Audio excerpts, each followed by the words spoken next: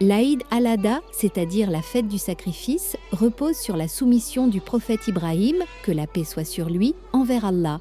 Quand le sacrifice a-t-il été rendu obligatoire?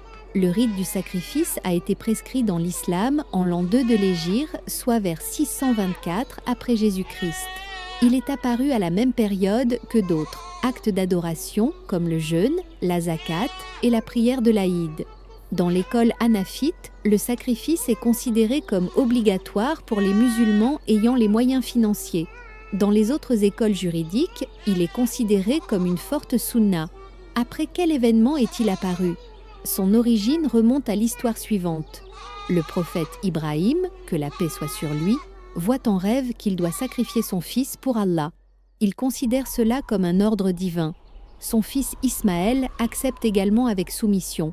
Au moment où Ibrahim s'apprête à accomplir le sacrifice, Allah envoie un bélier et le remplace par Ismaël.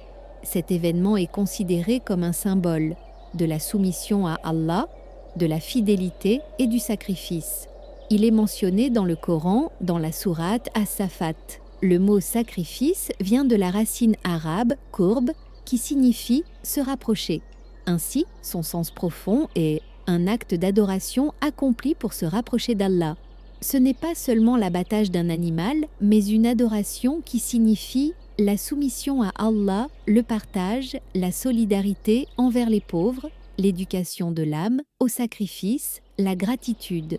Une partie de la viande est pour la famille, une partie pour les proches et les voisins, et une autre pour les personnes dans le besoin. Cela fait partie de sa dimension sociale.